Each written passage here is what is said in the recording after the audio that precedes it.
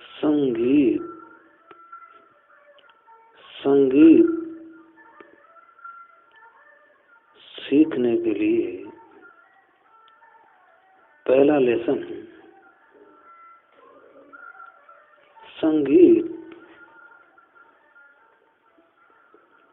हमारी सृजनात्मकता है।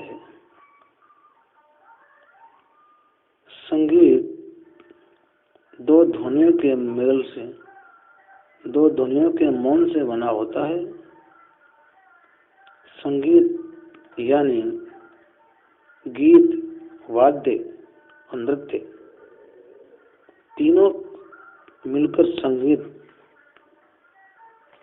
बनाते हैं, संगीत कहलाता है। सुरों के बीच में जो प्रेम का संबंध है, एक स्वर दूसरे सुर से जुड़ा हुआ है, एक स्वर का दूसरे स्वर में खो जाना, लीन हो जाना, ये संगीत है। ये जो दो सुरों के बीच में अंतराल है, वो अंतराल खाली नहीं है, वो अंतराल भी भरा हुआ है। सुरों को जोड़ने वाली अदृश्य तरंगों, सुरों के बीच बहने वाली लयबद्धता, शून्यता का अनुभव ही ब्रह्म का अनुभव है, संगीत का अनुभव है। यह अनुभव जीवन के संगीत में भी अंतरालों का ब्रह्म संगीत अर्थात अनाहत नाद कहलाता है। तो आइए जानते हैं संगीत में नाद क्या है। ये शरीर पंच तत्वों से बना हुआ है। इसमें केंद्रस्थ जो आत्मा है, जब उसे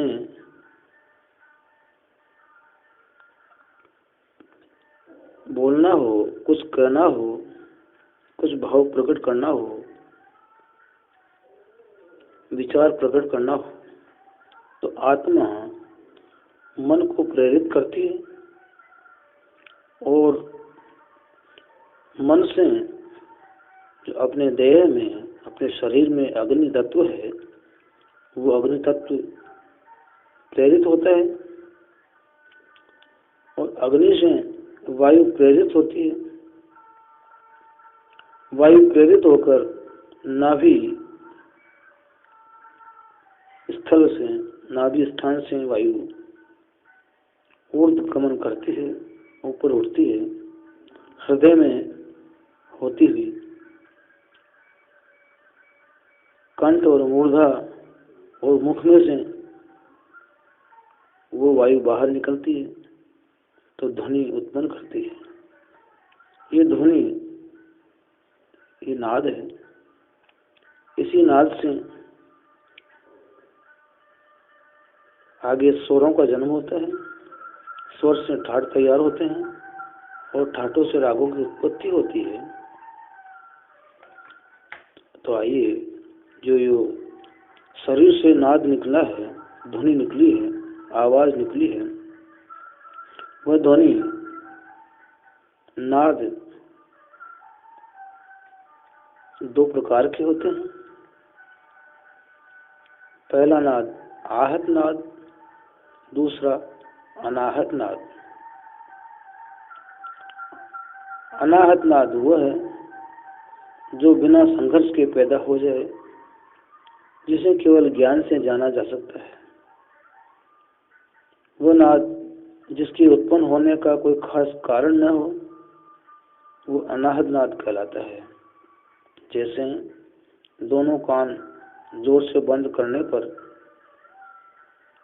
घन घन साए साए की आवाज सुनाई देती है। ये मात्र उदाहरण है। अनाहत नाद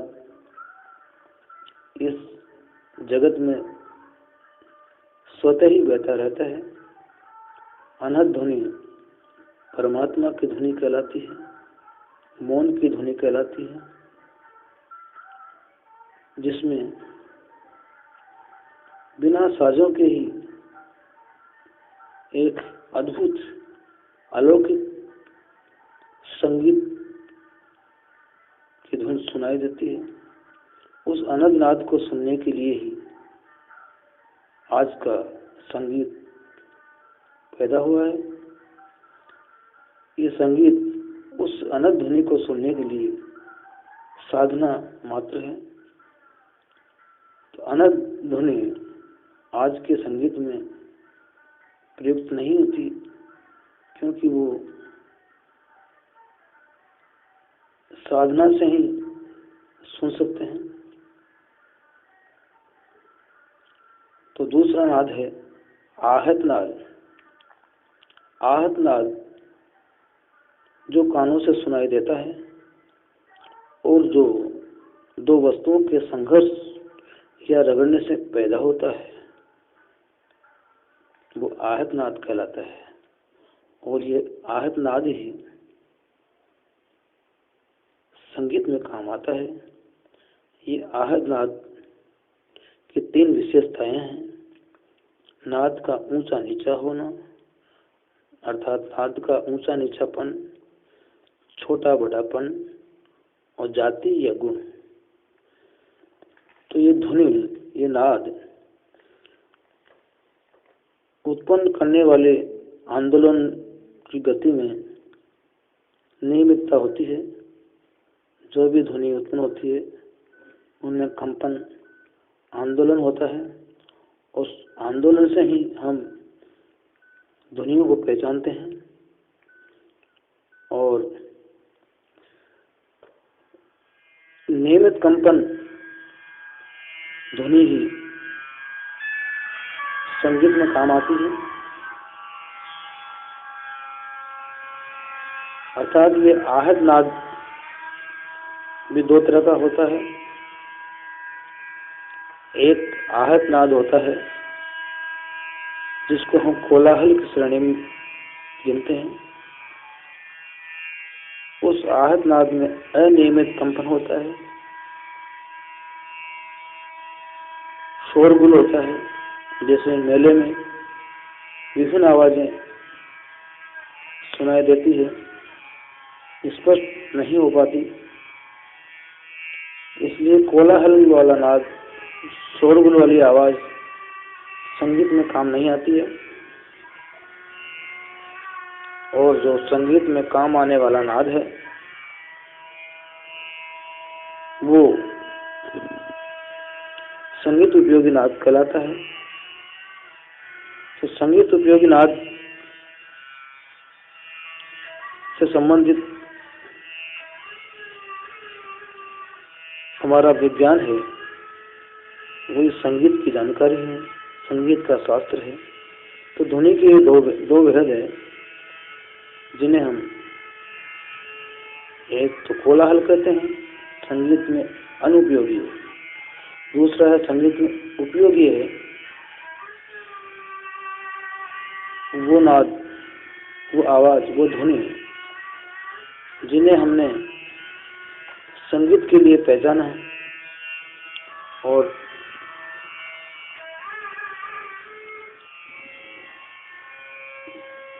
उनको हमने संगीत में काम लिया। वो सुरीली ध्वनियों का एक समूह है जिसमें ये आवाजें एक दूसरे से अलग और स्पष्ट पहचानी जा सके। प्रथमाघात से प्रतिध्वनित हुए बिना तो उत्पन्न नाद, जिनकी आवाजें ऊंची नीची है, संगीत में उपयोगी सिद्ध होती है।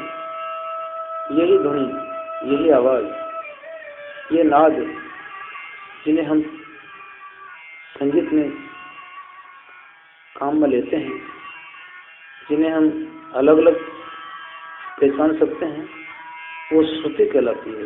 ये श्रुतियाँ प्राचीन पंडितों ने 22 स्थापित की, अर्थात ये श्रुतियाँ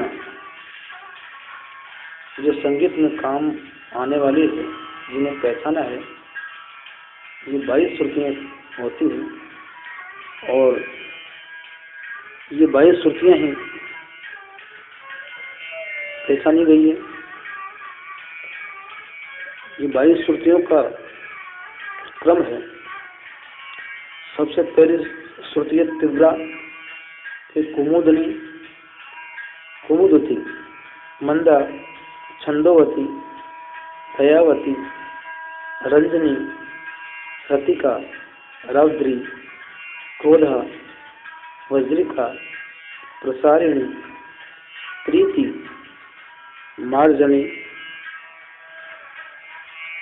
क्षिति, रक्ता, संदीपनी, आलापिनी, मदंती, रोहिणी, रम्या, उग्रा, शोभनी। ये 22 श्रुतियाँ हमने पहचानी है नाद के रूप में, परंतु इन 22 श्रुतियों में अंतराल बहुत कम है। इन्हें भी बिरला ही संगीतज्ञ पहचान सकता है। इन 22 श्रुतियों में से हमने सिर्फ 12 श्रुतियाँ ही अलग की है, उन्हें स्थापित किया है। और ये 22 श्रुतियों में से जो 12 श्रुतियाँ हमने संगीत में काम ली हैं, उन्हें भी सुर कहा गया है।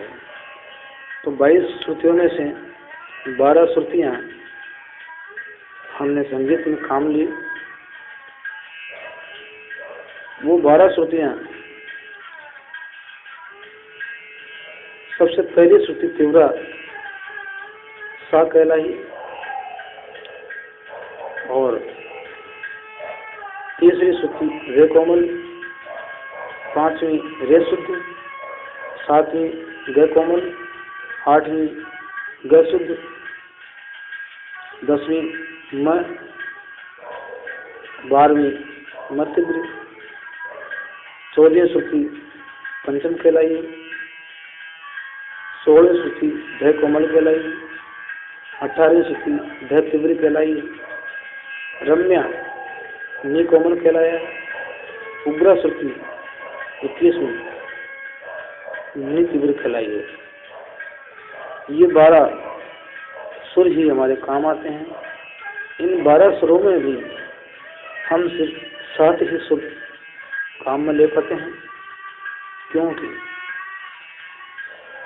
ऐसा विद्वानों का मत है कि किसी भी राग में 7 सुरों से ज़्यादा स्वर नहीं होते, या 5 सुरों से कम की राग नहीं होती। कुछ विद्वानों ने इनसे हटकर भी कम ज़्यादा सुरों की रचनाएं की है, पर मान्यता 7 सुरों की या कम से कम 5 सुरों की। तो 7 सुरों की राग का निर्माण के लिए हमने 12 सुरों में से 7 सुर काम लेते हैं, अर्थात 12 श्रुतियों में 7 श्रुतियाँ ही काम लेते हैं।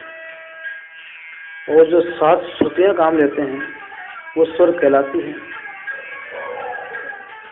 और 12 में से 5 श्रुतियाँ जो काम में नहीं आई वापिस श्रुतियाँ कहलाती हैं।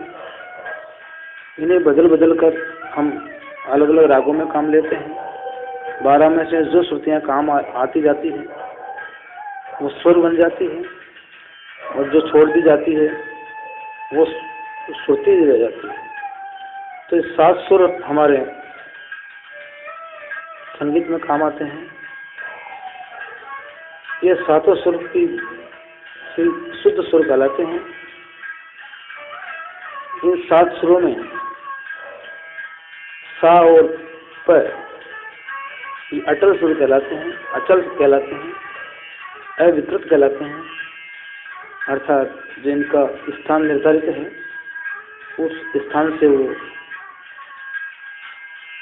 हटते नहीं हैं, हिलते नहीं हैं, ऊंचे नीचे नहीं होते हैं, इसलिए अचल कहलाते हैं। इसमें विकृति नहीं आती है। और 7 में से 2 सुर अविकृत है और 5 सुर होते हैं विकृत, जिनमें रागों के अनुसार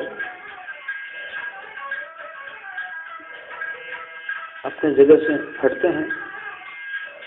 5 जो सुर बचे हैं रे, ग, ध, नी और म, उसमें जो सुर अर्थात 4 सुर रे, ग, ध, नी अपने स्थान से नीचे हटते हैं तो कोमल कहलाते हैं, और मैं अपने स्थान से ऊपर उठता है तो तीव्र कहलाते हैं। अर्थात कोमल और तीव्र मिलाकर के इन 5 सुरों के 2 रूप हुए, और सा और प सिंगल है। इस तरह 12 सुर कहलाते हैं, और इन 12 सुरों में ये 7 सुर हैं। इनकी उत्पत्ति पहला जो सा है उसका नाम षडज है, जिसकी उत्पत्ति मोर से कहलाई है, मोर की आवाज से मिलती है।